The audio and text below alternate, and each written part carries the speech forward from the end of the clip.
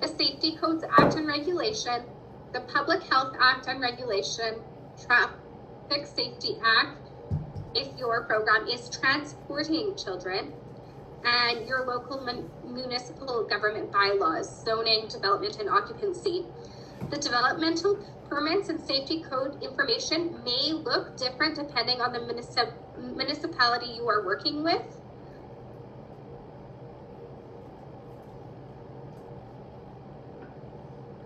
Steps for applying for a license.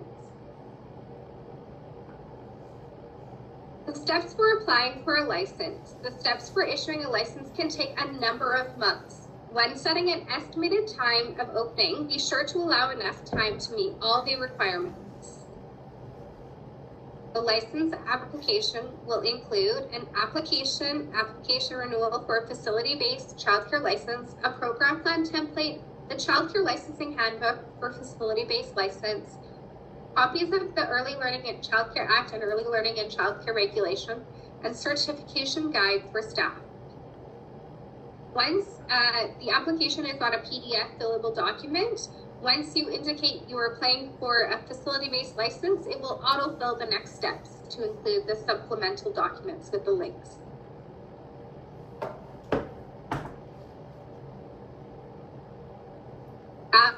Must submit the results of criminal record checks with vulnerable sector search completed no earlier than 6 months before the date of your application. If you're applying as a corporation, criminal record check and vulnerable sector search results must be provided for all corporate directors or officers. Criminal record checks can be obtained through your local law enforcement, municipal police, or local RCMP detachment. Evidence of compliance with applicable zoning, health, and safety legislation.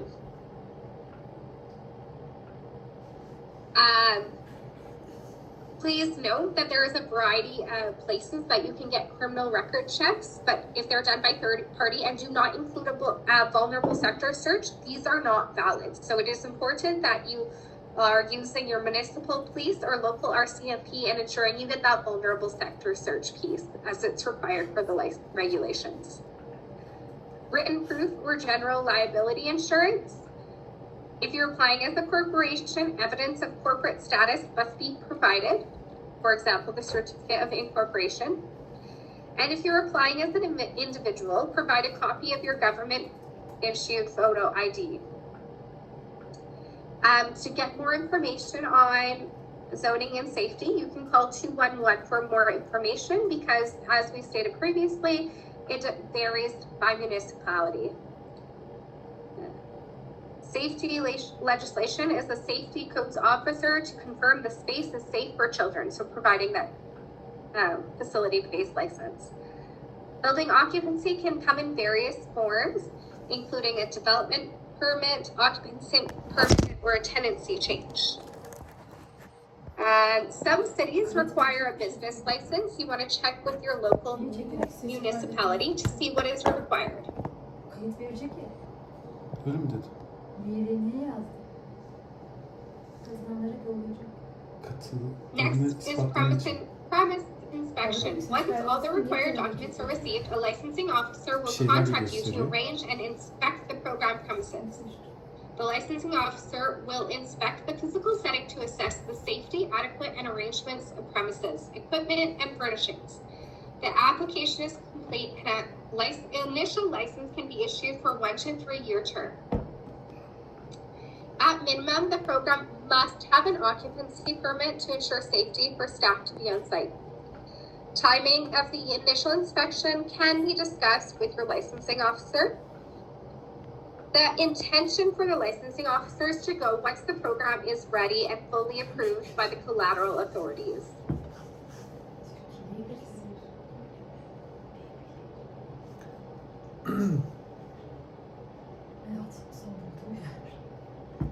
Principles and matters. Childcare programs are required to develop a program plan that adheres to principles and matters to be considered in the Early Learning and Childcare Act. The principles and matters to be considered emphasize the importance of quality care and early learning environments that are appropriate for children's age and development and promote safety, well-being, and inclusion.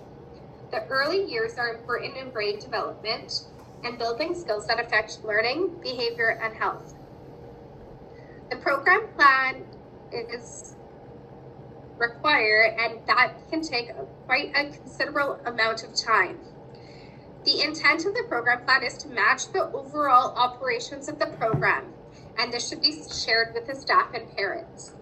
The program plan is unique to your program, and so the more details you add, that is speaking to your specific program.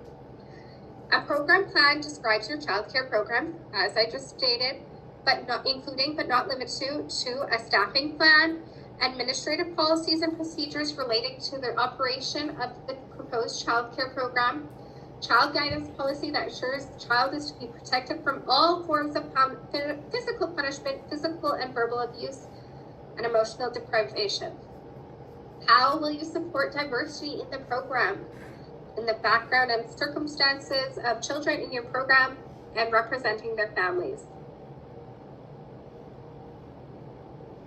You support a child's familiar and Indigenous or other cultural, social, linguistic, and spiritual heritage to ensure the children's safety, well-being, and development.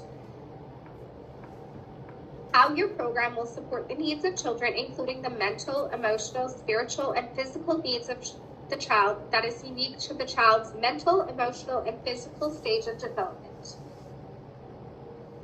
How will you ensure the inclusion of a child with an exceptional need? It is essential for childcare programs to provide an age-appropriate environment that encourages growth in children through the developmental stage.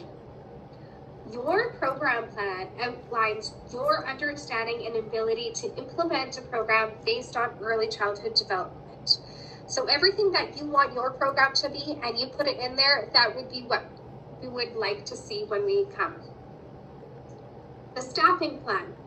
The staffing plan outlines how you will meet staffing requirements, including numbers of positions, staff orientation, and how staff volunteers will be screened.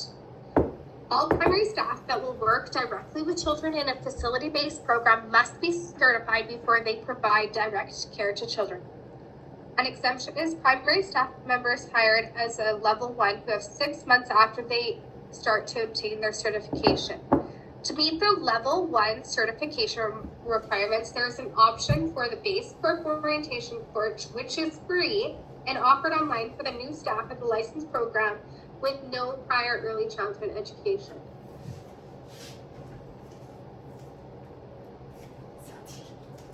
Criminal record checks. You must submit the results of criminal record checks with the vulnerable sector search dated no earlier than 6 months before the date of the application.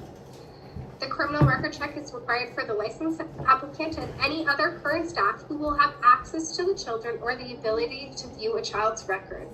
So really looking at that 6 months before the date of application. If the application is a corporation, criminal record checks results must be provided for all corporate directors or officers. The criminal record check and vulnerable sector search can be obtained by contacting your local law enforcement agency. Again, you want to make sure you're doing it with the local RCMP detachment or the municipal police. It is often done online, so you want to ensure that you're getting the right one with that vulnerable sector search piece. Corporate status. Again, if it applies, corporate applicants are required to submit a certificate of incorporation as part of their application. The term corporation includes charitable or non-profit organizations and entities that are required to be registered in Alberta. Insurance. In order to provide childcare, written confirmation of current valid general liability insurance coverage for the occupancy of each active program must be provided to the agency. This is done by submitting a copy of the certificate of insurance that has an effective date that is active to the current license period and shows clearly that the license holder has acquired general liability insurance for the child care program on the application.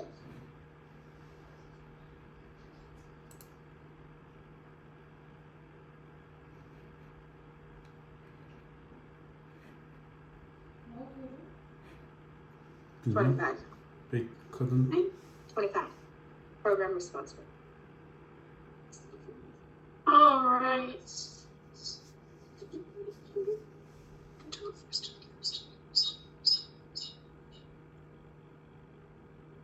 We got a little feedback there. Okay. Hopefully you're not getting too much echo now.